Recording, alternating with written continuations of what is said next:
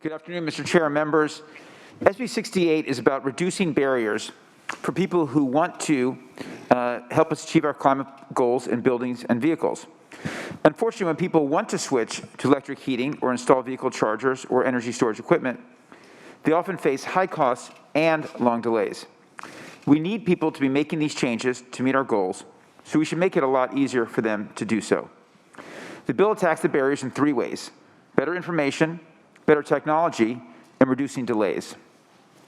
First, information. Contractors often have little experience with electric heating and other new devices and give inadequate advice about the options available to homeowners. People end up being talked out of electrifying because contractors don't know how to do it, or they end up doing costly panel upgrades that could have been avoided. Local building departments are also unfamiliar with building electrification, and the time and cost required to get permits and inspections is making it unnecessarily expensive. This bill directs the Energy Commission to gather and publish best practices to help get better information out there to help building owners, the construction industry, and local governments do this more efficiently. Second, technology. We need to drive down costs. There is some technology that can avoid the need for panel upgrades or make it faster and cheaper to handle panel changes, but is relatively new and not widely deployed. This is an area where R&D funding could help.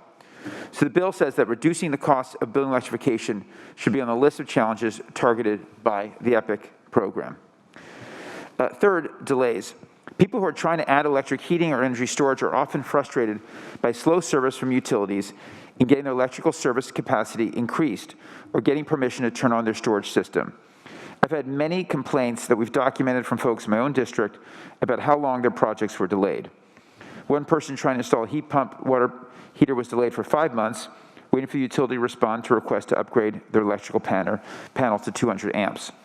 When the water heater needs replacing, most people are not going to replace it with an electric model if they need to wait 5 months. Another person shared a frustrating story about the 7 months it took to get permission to turn on their battery storage system. When the blackouts happened last August, they couldn't use it because they're still waiting on the utility. These are just some of the anecdotes we hear from frustrated constituents. But one of our witnesses will speak to data they have on widespread nature of these delays, especially for electrical panel upgrades. This bill directs the Utility Commission to set response time standards and hold utilities accountable to meeting those standards by requiring them to report on results and justify any missed deadlines. We're just asking utilities to adhere to basic service level standards you'd expect from anyone you do business with. I want to thank the chair and committee staff for identifying some improvements to the bill, particularly in addressing concerns raised by utilities about the way we had defined routine versus non-routine service upgrades. And I'm happy to accept the committee amendments as described on page 8 of the analysis. I respectfully ask for your aye vote. We have two witnesses standing by on the phone, Jan Pepper from Peninsula Clean Energy and Mark Rodriguez from Sunrun. Thank you very much. And we have 3 minutes set aside for organized presentations. So in support, we have two speakers, Jan Pepper and Mark Rodriguez. So we will split those 3 minutes into 1.5 minutes per speaker. And then in lead opposition, we have Israel Salas that will have 3 minutes. We will start with Jan Pepper. You have 90 seconds. Is she on the phone? Yes. Can you hear me? Yes. Please proceed. Good afternoon, Chair Hoyso and honorable committee members. I am Jan Pepper, CEO of Peninsula Clean Energy, and we are pleased to support SB 68. Thank you for allowing me to speak today. Peninsula Clean Energy is a joint powers authority of 22 cities, towns, and the county, running a community choice aggregator program serving roughly 750,000 Californians in San Mateo County and expanding to Los Banos in Merced County in 2022. We provide 100% carbon-free electricity to all of our customers. In addition, we administer local programs to further reduce GHG emissions by expanding building electrification and EV charging. Over the past couple of years, we have successfully supported our member cities to adopt local REACH codes for new construction to transition from natural gas to clean electricity for space and water heating and provide for EV charging. So far, 11 of our 21 member agencies have adopted these codes. We have identified numerous barriers, including the need for more education among practitioners and the challenge of long timelines for utility service work. Some cities have delayed adopting REACH codes because of concerns from residents about delays from 3 to 8 months for PG&E to respond to and complete routine service upgrade requests. SB 68 will help us to do more. This bill will have the CEC provide guidance and best practices, bring innovative technologies to the market faster, and help building owners get upgrades done faster and at less cost. Thank you very I'm much. proud Appreciate to your support comments. SB 68, and we request your support of this bill. Thank you. Thank you very much. Mark Rodriguez. Mark Rodriguez there. Good afternoon, Chairman Wisso, Senator Becker, and members of the committee. My name is Mark Rodriguez, and I am pleased to express strong support for SB 68. I currently serve as the Senior Jurisdiction Specialist for Sunrun, and I possess extensive knowledge of the processes outlined in SB 68. Over the years, I've witnessed an increased need for main panel upgrades, or MPUs. California's aging building stock is not designed to accommodate the level of load and capacity Californians are adding to their homes with the installation of electric appliances, electrical vehicle charging, and distributed solar and battery storage. The need for MPUs will continue to increase as California transitions to decarbonization. When an MPU is required, contractors coordinate with the customer's utility to inspect, disconnect, upgrade, and reconnect the electric service. Oftentimes, inspections and service requests do not require extensive work that can be done safely in a matter of hours. However, the process for scheduling this work, or lack thereof, has resulted in extensive delays with customers frequently waiting months for the work to get scheduled and completed. In parts of Southern California, it can take more than 3 months to simply schedule and complete the inspection, whereas in NorCal, it could be done in less than a week. These delays have been highlighted in many forums, including the Interconnection Discussion Forum, where the California Solar and Storage Association presented on the issue last year. SB 68 addresses these delays by directing the CPUC to develop appropriate timeframes for responding to different types of requests. We recognize that not all service requests are created equal. Under certain circumstances, more extensive work is required and additional time may be required to safely complete the work. Establishing timeframes will provide clear guidance for the IOUs to process improvements that will benefit all stakeholders, similar to what has been done for interconnection. The bill will help remove a significant barrier to adopting electrification technologies that support the state's decarbonization goals. Thank you For for your these reasons, comments. we encourage the committee to vote in favor of SB 68. Thank you for your very time, and much. I'm happy to answer any questions you have. Okay, now we'll move to speakers in support of SB 68. Anyone here in the gallery wish to speak in support? No one is present. Room 112, there's no one present. Room 112, we'll go to the phone lines. Moderator, please cue speakers in support of SB 68. Thank you, Mr. Chair. And ladies and gentlemen, if you wish to speak in support of SB 68, you may press 1 and then 0 at this time. Our first speaker is line 199. Your line is open. Please go ahead. Thank you. Kim Stone, Stone Advocacy, on behalf of the California Solar and Storage Association, in support. Thank you. Next speaker. Line 366, your line is open. Please go ahead. Good evening. Good evening. Jamie Miner on behalf of the California Efficiency and Demand Management Council, in addition to the California Community Choice Association, CalCCA, in support. Thanks so much. Next speaker. Line 367, your line is open. Please go ahead. Hi, Lauren Cullum on behalf of Sierra Club California in support of SB 68. Thank you. Next speaker. Line 365, your line is open. Please go ahead. Wayne Trung for Mother Southfront Silicon Valley. We are in support of SB 68. Thank you. Next speaker. Line 323, your line is open. Please go ahead.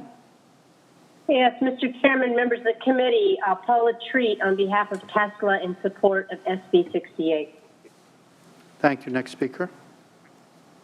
Line 288, your line is open. Please go ahead. Hi, I'm Scott Duncan with the Sunnyvale Democratic Club, calling in support of SB 68. Thank you. Next speaker. Line 189, your line is open. Please go ahead.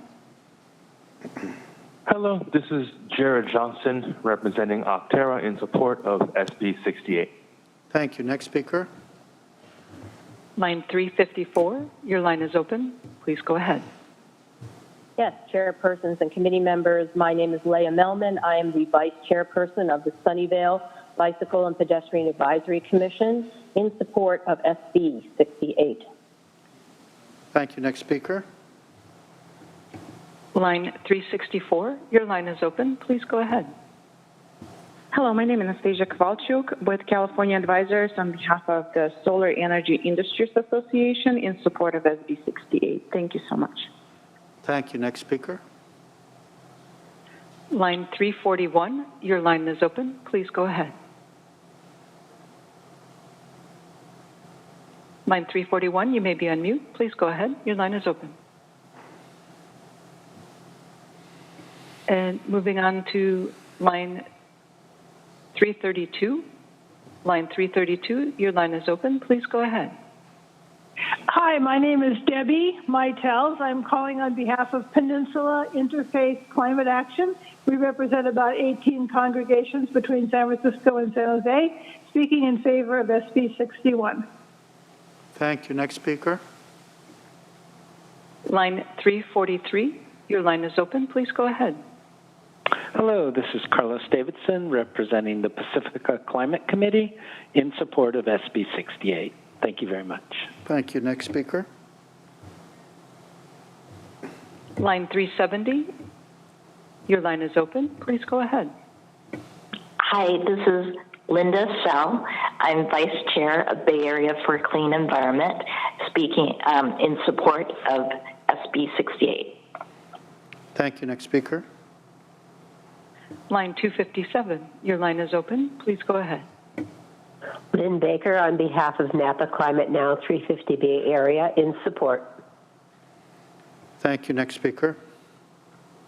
Line 247, your line is open. Please go ahead.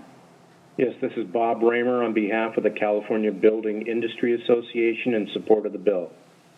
Thank you. Next speaker. Line 353, your line is open. Please go ahead. Hi, this is Julia Liu, Treasurer of Sunnyvale Democratic Club, in support of SB 68. Thank you. Thank you. Next speaker.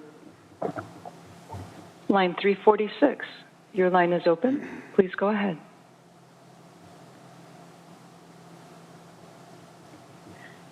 Line 346, you may be on mute.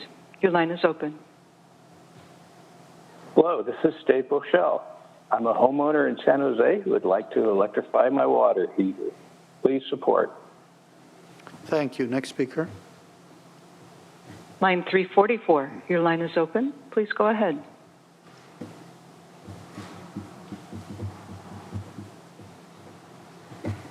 Line 344, you may be on mute. Please go ahead. Your line is open. Hi, I'm Diane Bailey with Menlo Spark in strong support of SB 68. Thank you. Next speaker. Line 336, your line is open. Please go ahead.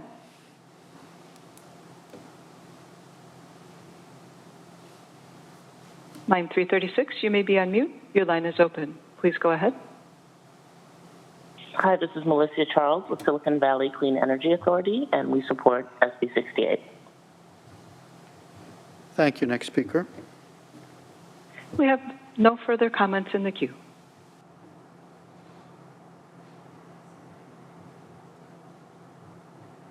No more?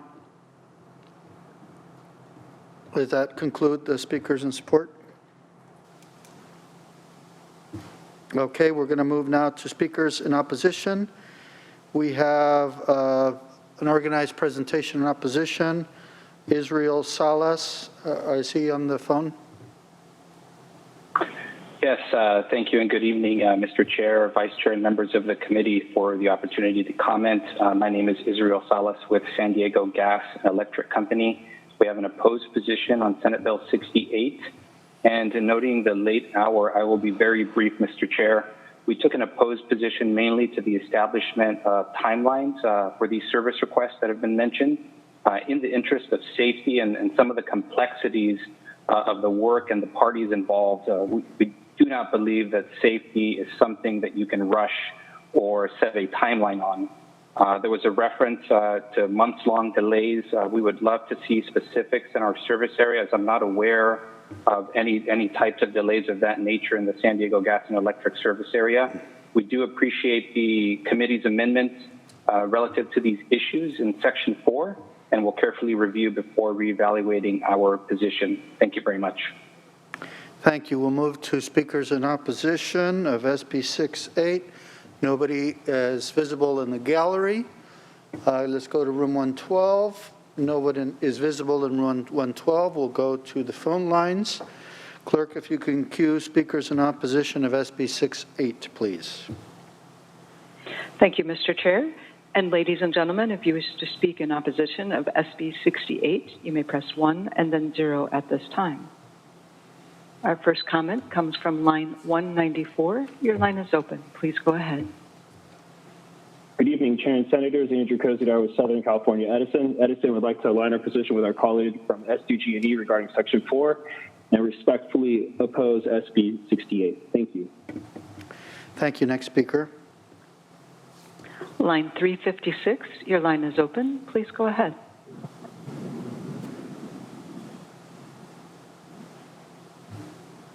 Line 356, you may be on mute. Your line is open. Good afternoon, Mr. Chair, members of the committee. Matt Liguori with Southwest Gas Corporation in respectful opposition to SB 68. Thank you. Thank you. Any other speakers? We do have one further speaker. Line 12, your line is open. Please go ahead.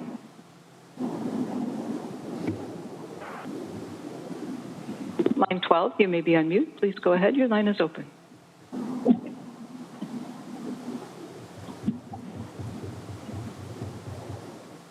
And moving on to line 218. Line 218, your line is open. Please go ahead.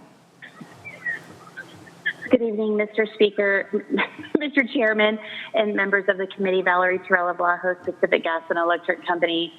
We have an opposed position on SB 68 and do look forward to reviewing the amendments. Thank you. Thank you. Any other speakers? There are no further comments in queue. Thank you very much. We'll come back to the floor for the committee members. Are there any questions, comments, motions? Senator Bradford. Thank you, Mr. Chair, and I want to thank the author for this measure, but I too have great concerns, not at the goals and ambitions of this bill, but the misunderstanding and mischaracterization that this is routine work. As an individual who spent 12 years working for a utility, I was the interface many times as a public affairs manager with communities who, one, wanted these facilities, and two, members in the community who were opposed to it. Opposed not because of what was involved, well, really because of what was involved, not what their neighbor was asking for.